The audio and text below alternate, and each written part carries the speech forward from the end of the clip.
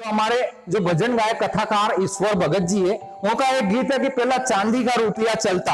उना गीत में मैंने कुछ पंक्ति लिखी। पहला घेरदार घाघरो पेरे तेरे आबे तेरे पेटी कोट जमाना बदल गया। आज का कार्यक्रम देवशक्ति ग्रुप बोरखेड़ी द्वारा आयोजित देव धर्मशाला बोरखेड़ी में और समस्त श्रोतागण हमारे बीच में उपस्थित हैं। कोई छेड़छाड़ करने की जरूरत नहीं, मैं तो वैसे दुखी हूं। सवेरे भगवान से उठकर केवल एक ही चीज मांगता हूं कि ना कार मिले ना बाइक मिले, पर हर कार्यक्रम में मेरी बराबरी का माइक मिले। स्थिति वो हो जाए, स्थिति वो होती है मेरे साथ में। मैं तो ये बात आपको बताने वाला हूं, माइक की जान तक की बात है। मैं आप सबको काव्य रसिक श्रोताओं को प्रणाम करता हूं और मैं 6.5 फीट का कवि, सामने 3.5 फीट के श्रोता, देश की भावी पीढ़ी बैठी है, इनको भी प्रणाम करता हूं मैं। अच्छा इनका कोई हालांकि प्रणाम करने लायक इनका कोई लक्षण नहीं है, फिर भी मैं इनको प्रणाम करता हूं क्योंकि मुझे पता है कि बच्चों के अंदर क्या चीज होती है, उनके लक्षण कैसे होते हैं। जब मैं स्कूल में पढ़ता था उस समय की बात है, मास्टर जी गणित पढ़ा रहे थे, ब्लैक बोर्ड पे लिख रहे थे, नोट करने का बोल रहे थे और अपने सामने नोटबुक था, नोटबुक में सानिया मिर्जा की फोटो और मैं सानिया मिर्जा को मूंछ बना रहा था। अब उन्होंने देखा मुझे, मैं उधर चुपचाप सानिया मिर्जा को मूंछ बना रहा। मास्टर जी ने देखा, पीछे आए और डंडा कॉलर में घुसेड़ दिया, खड़ा किया।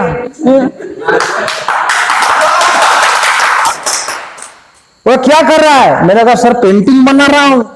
तो बोले ये पेंटिंग बनाने का टाइम है? मैंने कहा आपने तो कहा कि शुभ काम कब भी शुरू कर सकते हैं।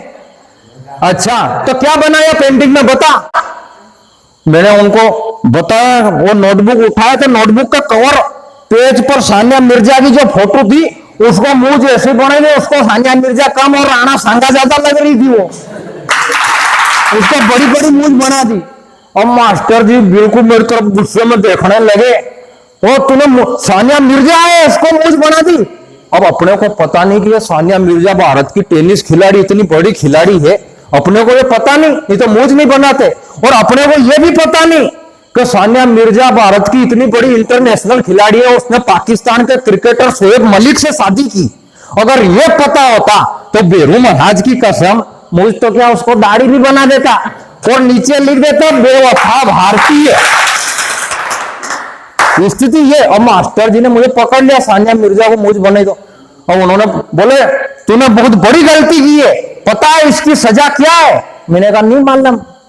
तो बोले तूने एक औरत को मर्द बनाया मूंछ बनाकर, मैं तुझे मनुष्य से मुर्गा बनाने की सजा देता हूं, मुर्गा बन जा। और अपने को मुर्गा बनाने की सजा, मैंने दोनों हाथ से कान पकड़ लिया और इधर इधर दौड़ने लगे। तो बोले ये क्या है? मैंने कहा सर ये जरूरी नहीं कि मुर्गो हमेशा बैठो रहे, कभी कभी तो उड़े। स्थिति ये। आजकल एक गाना बहुत ट्रेंड में, एक गाना बहुत चल रहा है अपने देश में, जब मैं बादल बन जाऊं तुम भी बारिश बन जाना। मैंने कहा कि हे मेरे भारत के नव युवक और नव युवतियों, हे मेरे भारत के नव युवक और नव युवतियों, आप बारिश बादल बन जाओगे तो आपके छुचेरी का ही आंधी तूफान भगोड़ा बवंडर पैदा होगा। जो भगवान ने जो बनाया ही रहो यार, बारिश बादल क्यों बनो? स्थिति ये। अब मैं आपके बीच में एक गीत सुनाने जा रहा हूं, जो हमारे जो भजन गायक कथाकार ईश्वर भगत जी है, उनका एक गीत है कि पहला चांदी का रुपया चलता। उना गीत में मैंने कुछ पंक्ति लिखी और वो पंक्ति में सुनाता हूं कि पेला भाई भाई हिड़ मिल रे तारे, पेला भाई भाई हिड़ मिल रे ता, अबे घर घर में खोट जमाना बदल गया। पेला सब जन हिड़ मिल रे ता, अबे भाई भाई में खोट जमाना बदल गया। अगलापन कि पेला सामने लड़ाई लड़ तारे, पेला सामने लड़ाई लड़ता, अबे पीठ पे पहुंचाए चोट, जमाना बदल गया। जमाना का बदलाव अपना परिवेश में होयो, अपना परिधान में होयो। तब मैंने दो पंक्ति और जोड़ी उसमें कि पेला धोती कुर्तो पेर तारे, पेला धोती कुर्तो पेरता, अबे पेरे रे पेंट कोट, जमाना बदल गया।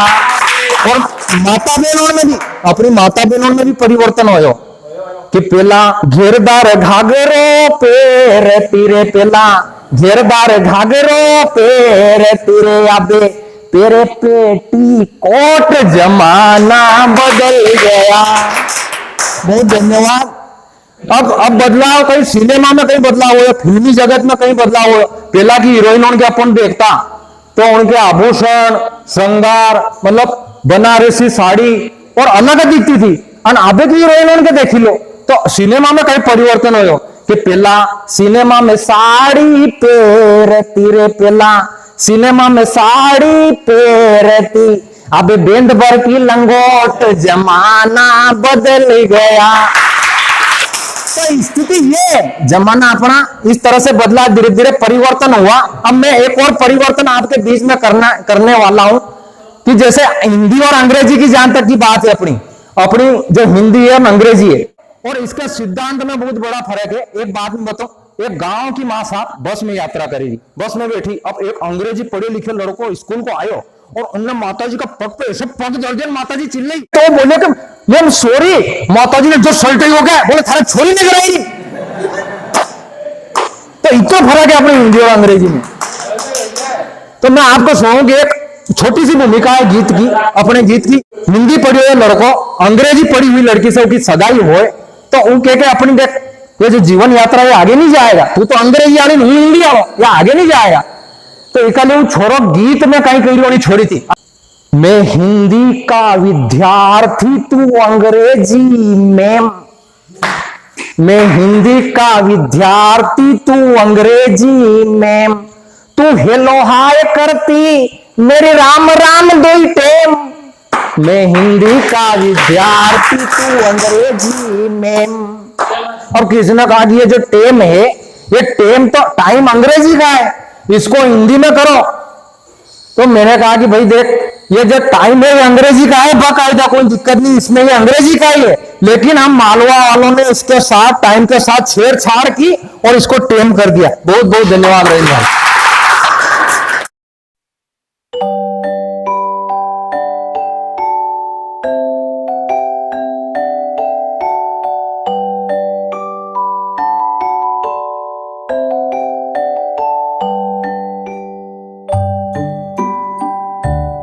अपना गीत थो कि एक गांव को सीधो साधो हिंदी पढ़ी लिखे लड़को वो अंग्रेजी पढ़ी लिखी लड़की से के कि देख अपनी भले सगैया होने वाली है, लेकिन ये तालमेल आगे तक नहीं जाएगा, जीवन यापन नहीं कर सकेगा, क्योंकि तू गांव का परिवेश यहाँ की संस्कृति से वाकिफ नहीं है।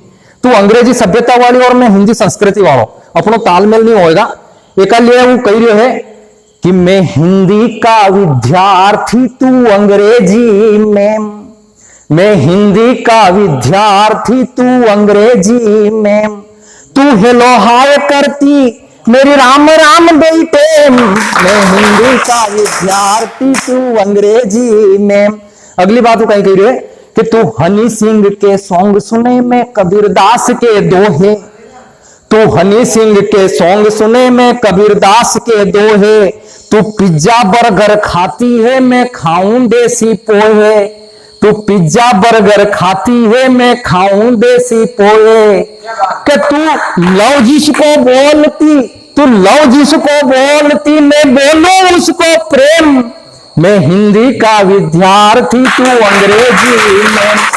अगले बंदे कि मुंह पोतने का घोल के तू फेस क्रीम बोले। अच्छा, मुंह पोतने को अतरो रिवाज है साहब, पतो नहीं चल, जैसे मुंह पोतने को कहीं करे कि सुंदर दिखने के लिए अपना रूप इस तरह बढ़ाया है और 250 ग्राम बोरोप्लस का मुंह पे चोला चढ़ाया है, तो कहीं कतरा प्रयोग करे सुंदरता के लिए, लेकिन सुंदरता मन की होती है असली।